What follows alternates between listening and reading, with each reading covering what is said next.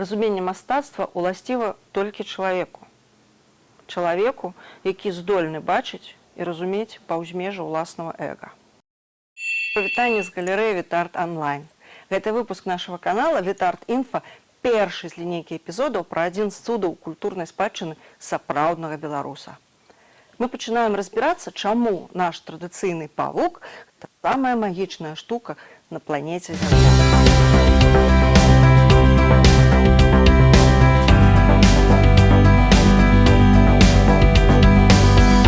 У гэтым эпізодзе мы разглядаем дзве рэчы, якія дагэтуль нават побач ніхто не ставіў.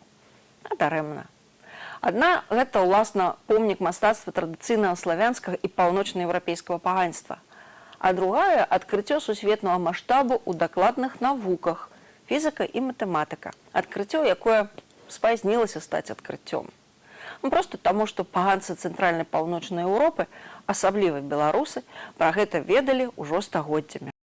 Для навукі, як і для паганцаў, але стагоддзя таму, усё пачалося ў аблоках, троху болей, чым 50 гадоў назад. Эдвард Лорэнс, амерыканскі матэматык і метэаролаг, у 1962 годзе займаўся вывучэннем надвор'я і літаральна назіраў за аблокамі. І тады ён заўважыў адмысловыя падабенствы ў паводзінах атмасферы. Праз пару год такія ж заканамернасці заўважыў матэматык Бенуа Мандельброд, вывучаючы ваганні коштаў на гандлёвым рынку. Менавіта ён, Бенуа Мандельброд, паклаў гэтыя найноўшыя вынаходніцтвы ў фізіка-матэматычнай навукі ў тэорыю, якую назвалі тэорыяй дынамічнага хаосу. Самая буйная частка гэтай навуковай тэорыі – фрактальнасць, то бок падабенства любой часціны нейкай з'явы на іншыя часткі, на свае ўласныя драбнейшыя часткі і на ўсю з'яву цалкам. Складана ўспрыняць на слых, як гэта працуе, таму паглядзім на карцінку. Возьмем адрэзак, паменшаную, але такую самую частку разгаліноўваем ад яго заканчэння ў бакі. Кожную галінку такім самым чынам разгаліноўваем зноў. Атрыманыя формы падобныя да першаснай.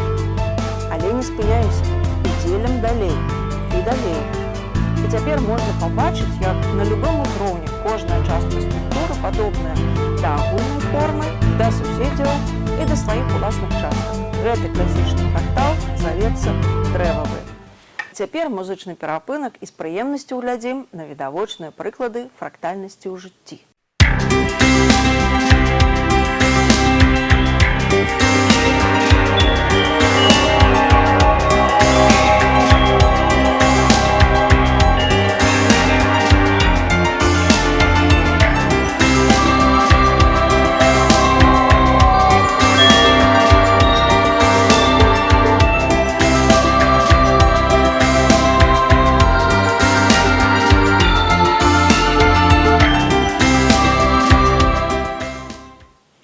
Але ж узгадаем, што Вітарт Інфа – гэта пра мастацтва. У гэтым менавіта выпуску пра нашае родненькае беларускае традыцыйнае мастацтва. То бок народнае, а народ ён наймудроўшы за ўсё. Глядзім. Ніхто не ведае, калі беларусы пачалі плесці павукоў. І ўвогуле, што было першым – беларусы ці павукі.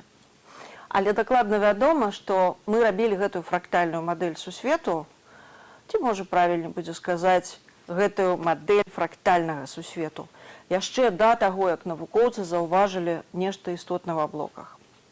Пра неба, дарэчы, гаворка зноў будзе, і сур'ёзная, але потым. А цяпер, та-да! У мяне тут ёсць, выпадкова зразумела, цалкам выпадкова, але, вось, глядзіце, это часткі для складання павука, толькі яны не ў саломе, яны ў іншым матэрыяле. Вось, мы тут бачым такую, значыць, одну велізарную частку, да якой чапляюцца меншыя часткі, але падобна да гэтую большую. Вось, да кожнай такой часткі чапляюцца яшчэ меншыя часткі. І вось, скажем, вось на яшчэ адным прыкладзе можна пабачыць, што да іх ізноўку чапляюцца яшчэ меншыя часткі. І так можа цягнуцца да бясконцасці. На самой справе некаторыя кажуць, што фракталы – гэта бясконцасць. І вось атрымоўваецца такі цуд. Тут структура цалкам фрактальная, такая самая, якую мы бачылі на прыкладах з маланкамі, дрэвамі, рэкамі. Але, улічваючы нашы 3D аб'ёмныя формы, слушна будзе параўнаць з іншай фрактальнай лінейкай. Атам, сонечная сістэма, галактыка. Ёсць прыклады з чалавекам, як часткі агульнай арганізацыі жыцця. Цікава, ці можаце вы зараз дагадацца, пра што гаворка?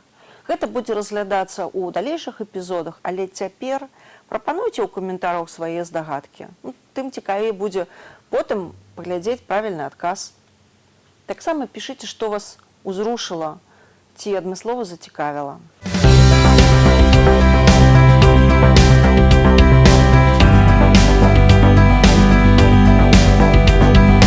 Ну і традыцыйны спойлер.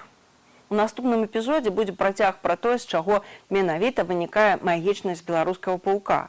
І як так, што ўсе рэлігіі гэта пра адно і тое ж, але першымі ўсё замуцілі, як заўжды, разумнікі-беларусы з суседзямі-паганцамі. Усім дабра і прыгажосці. Калі ўпадабалі выпуск, падпішыцеся, каб атрымліваць болей. І падтрымайце нашыя намаганні ўпадабайкай. І распавядзіце сябрам. Хай яны таксама ведаюць пра цуды сваёй беларускай ад прадзедаў спакон вякоў да нас дайшоўшай спадчыны.